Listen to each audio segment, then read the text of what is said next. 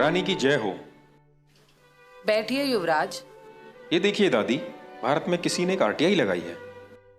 कैसी आरटीआई राजकुमार? आरटीआई में लिखा हुआ है कि भारत कब और किससे आजाद हुआ। 14 अगस्त और 16 अगस्त 1947 को भारत का शासक कौन था? 25 जनवरी और 27 जनवरी 1950 को भारत का शासक कौन था? ब्रिटेन का शासन किस तारीख को भारत से खत्म हुआ? और क्या ब्रिटिश और उनकी आने वाली पीढ़ी का भारत पर किसी भी तरह का अधिकार है? लेकिन भारत सरकार ने इस आरटीआई का कोई जवाब नहीं दिया और आरटीआई लगाने वालों का दावा है कि आज भी भारत पर आपकी ही हुकूमत चलती है। क्या ये सच है दादी? हमारे पूर्वजों का सपना था कि दुनिया पर उनके वंशजों की हुकूमत बरकरार रहे। मैं तो अब बूढ़ी हो चली हूँ और आने वाले समय में इस महान सिंहासन को तुम्हें ही संभालना है। इसीलिए ये राज की बात बताना तुम्हें अब जरूरी हो गया है। बेटा, सच तो ये है कि आज भी भारत, पाकिस्तान, बांग्लादेश, ऑस्ट्रेलिया, दक्षिण अफ्रीका समेत दुनिया के आधे से ज्यादा देश हमारे गुलाम हैं। ऐसा कैसे हो सकता है दादी? भारत और पाकिस्तान को तो हमने 1947 में ही आजाद कर दिया था। बेटा, इसी भ्रम में रखकर ही हमने भारत के लोगों को आज तक गुलाम बना रखा है। उनको ये आजादी देने का नाटक करना उस समय हमारी मजबूरी बन गई थी, जब सुभाष चंद्र बोस ने आजाद हिंद सरकार बना ली थी। इसी कारण से 1946 में भारत में हमारी रॉयल नेवी में भी विद्रोह हो गया था और जनता में 1857 की तरह विद्रोह होने वाला था। तब हमने गुप्त रूप से शासन करना ही ठीक समझा। गुप्त रूप से शासन का मतलब? भारत को हमने 99 साल की लीज पर वहां के अपने ही चमचों को सत्ता संभालने के लिए दिया था, ताकि भारत के लोगों को लगे कि देश आजाद हो गया। लेकिन सही मायने में आधिकारिक रूप से आज भी भारत पर हमारा ही कब्जा है और हमारे ही बनाए हुए कानून चल रहे हैं, जिससे आज भी हम भारत को खुलेआम लूटकर गरीब और लाचार बना रहे हैं।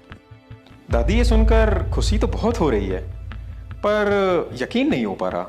ठीक है, ये बताओ कि क्या मुझे कभी भारत जाने के लिए वीजा की जरूरत पड़ी, जबकि वहाँ के प्रधानमंत्री या राष्ट्रपति को इंग्लैंड में आने के लिए वीजा लेना पड़ता है? क्या तुम्हें पता है, जब मैं 1952 में रानी बनी तो ब्रिटेन के साथ साथ भारत और पाकिस्तान की भी रानी घोषित हुई थी। क्या तुमने नेहरू और सी राजगोपालाचारी के द्वारा ली गई शपथ पढ़ी होती तो यकीन आ ही जाता। कौन सी शपथ?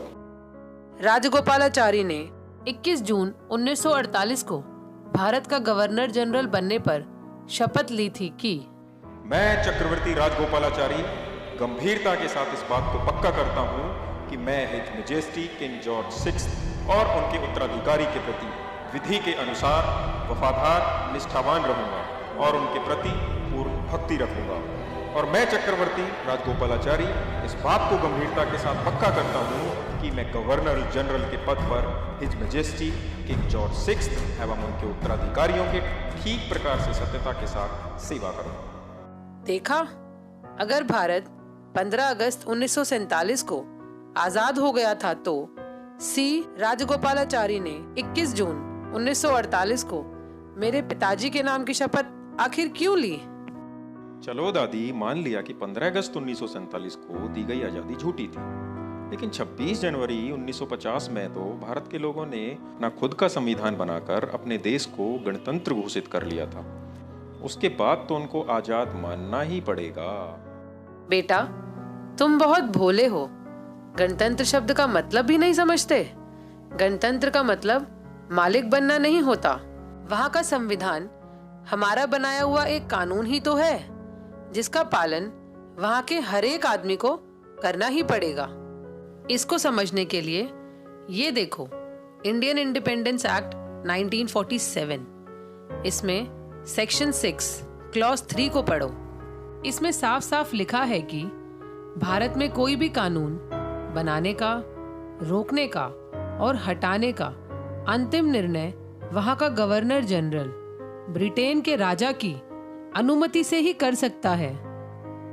वहाँ का संविधान भी एक कानून ही तो है जिसको हमारी अनुमति से गवर्नर जनरल सी राजगोपालाचारी ने 26 जनवरी 1950 को मान्यता दी थी। इस समझौते के तहत हम जब चाहे 99 साल की लीज और संविधान को रद्द करके भारत में दोबारा से सीधे सीधे शासन कर सकते हैं।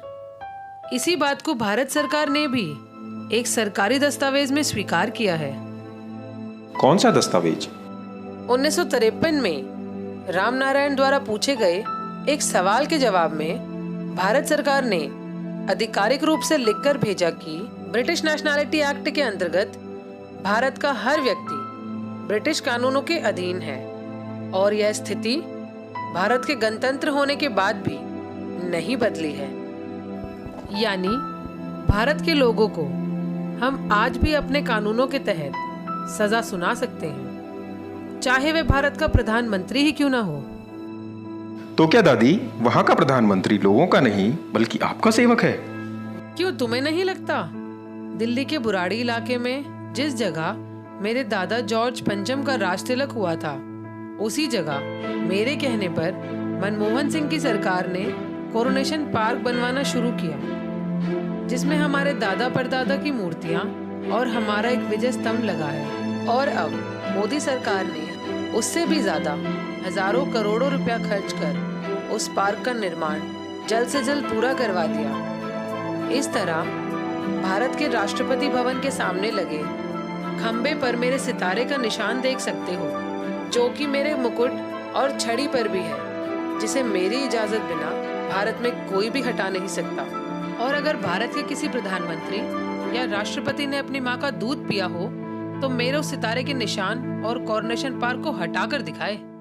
और आरटीआई के जवाब में अगर भारत के राजपत्र पर यह लिख कर दे दे कि भारत के लोग वहाँ के सर्वोच्च शासक हैं और ब्रिटेन की रानी का भारत पर कोई अधिकार नहीं, तो मैं अपना सिंहासन उस आदमी के लिए खाली कर दूंगी।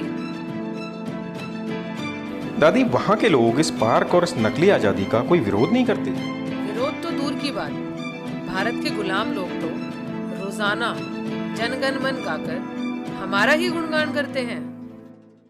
दादी, बाकी तो समझ गया, पर उनका राष्ट्रगान हमारा गुणगान कैसे? बताओ ना दादी।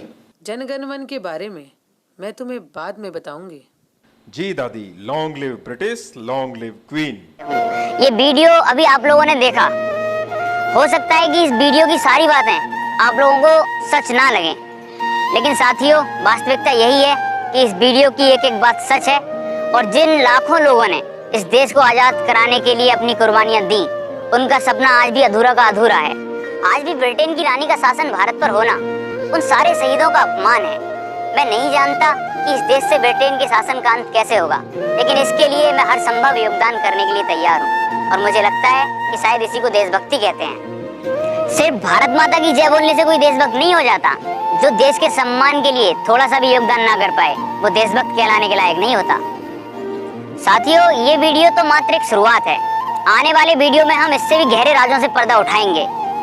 मैं ये जानता हूँ कि देश का मीडिया इन चीजों को आप लोगों तक नहीं पहुँचाएगा, इसलिए केवल अब देश प्रेमियों से ही उम्मीद बची है। अगर आप भी देशभक्त हैं, मुझे विश्वास है कि जिस दिन भारत के सारे देशभक्त लोग इकट्ठा हो जाएंगे, उस दिन न सिर्फ भारत से ब्रिटिश शासन का अंत होगा, बल्कि इंग्लैंड की रानी भारत के लोगों के पैरों में गिरकर उनसे माफी मांगेगी। साथियों, जिस दिन भारत आजाद हो जाएगा, उस दिन भारत से गरीबी, बेरोजगारी, भूखमरी, आतंकवाद जैसी समस्याएं खत्म हो जाएंगी और भारत एक बार फिर से विश्व गुरु और समृद्ध भारत बन के खड़ा होगा। इसलिए आपसे उम्मीद है कि आप हमारा सहयोग करेंगे। भारत माता की जय, इंकलाब जिंदाबाद।